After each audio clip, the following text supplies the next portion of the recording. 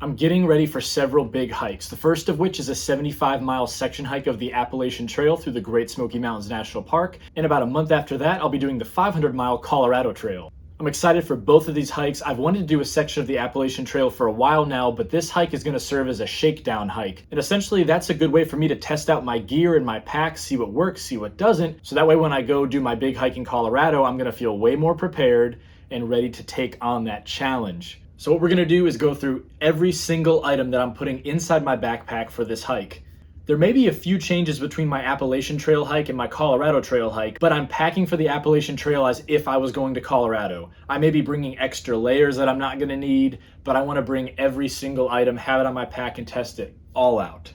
So let's go ahead and take a look at what I'm putting into my pack. There are a lot of items, so I'm going to go through this fairly quickly. I won't spend too much time explaining every single item, but if you guys have questions about item or why I'm bringing a certain item over another one, please ask. I would love to talk about it. First up, we're going to be looking at my backpack and my sleep system. The pack that I'm using is the Field & Stream 65 liter. I've had this thing for a good number of years, and the only modification I made was adding 2 water bottle straps to the chest. It comes with its own rain fly, and I just use a regular black plastic garbage bag to line the inside to keep things dry. My sleeping pad is a Thermarest Ridgeline foam pad. My shelter is going to be the Gossamer Gear, the one single person tent, and that comes with 6 of its own stakes. Of course, I'll be bringing my trekking poles not only to hike with, but also to set up that tent. My sleeping bag will be the Nemo Disco 15, one of my favorite used purchases I found online. I'll be bringing this microfiber cloth to go ahead and wipe off the condensation from the inside of my tent. I have this Sea to Summit premium pillow, which I'm very excited about. It's my first pillow. And I have this ground cloth to help protect the bottom of my tent and keep it clean as well.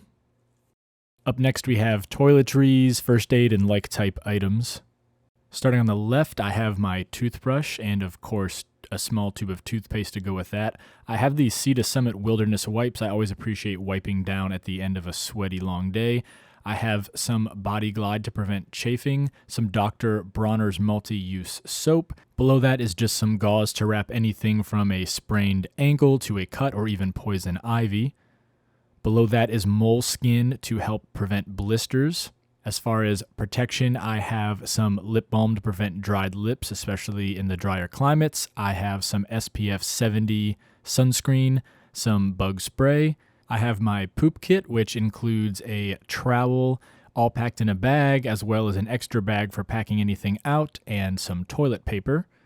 And something new that I'm trying this trip is a backpacking bidet. I'm bringing an extra water bottle to keep things clean, but also I figured a bottle like this would compress really well. I'm bringing a knife because every time I go out, I just find another use for it. I have some KT tape to help alleviate any tendon type injuries. I have a air horn, which is going to be my preferred method of scaring away any bears if needed. I have some alcohol swabs for cuts or just to stay clean, some gauze, a tourniquet, extra batteries, some tweezers. I always bring Imodium just in case. I'm very allergic to poison ivy, so I do bring Benadryl, and in this bag there's some ibuprofen and ultimately what I'm going to put all my first aid in. I always carry a notepad with my written plans as well as a paper trail map, and those will be kept inside a Ziploc bag to keep them dry. And finally, a fire starting kit. I have some lint and a lighter also in a Ziploc bag. Up next is how I will be storing and cooking my food. I keep all of my food in this dry bag I randomly got from work one day. I always bring 50 foot of rope in order to tie that food up at night. This is the container that I will be doing all of my cold soaking in, as well as this collapsible bowl. Here is my pot. This is kind of a Amazon knockoff jet boil, and below that is the burner. Not included is my fuel, which I have forgotten before, so let's not do that again. And finally, my fork, which I will be eating all my food with. Here are my electronic gadgets and gizmos. Up top is my Pocket Juice 10,000 milliamp rechargeable battery, which I will primarily be using to charge my phone, and I have an iPhone cable with that. Below there is my Black Diamond headlamp. I love this thing. It has several different settings and brightnesses, and it's also dimmable. And at the bottom is my newest purchase. It's my Spot Gen 4 GPS tracking and SOS device. I'll tell you guys more about that as I get more familiar with it myself. And that comes with batteries and a cable as well. And moving above that is my hydration station. Starting on the left is my Sawyer squeeze. That is how I'll be filtering my water when I'm out in the backcountry. And this is my Camelback 3-liter bladder. I will be primarily carrying it empty unless there's a situation where I really feel like I need to camel up or store a lot of water before camp. I will be bringing either 2 or 3 of these water bottles. One of them will be kept as a dirty bottle for filtering water, while the other 1 or 2 will be used for drinking, especially for making Gatorades and other powdered mixes. It's time for a fashion lesson. These are the clothes that I will be wearing on my back while hiking. Up top is this sun hoodie that I got on Amazon. It is SPF 70, so it'll help protect me from the sun.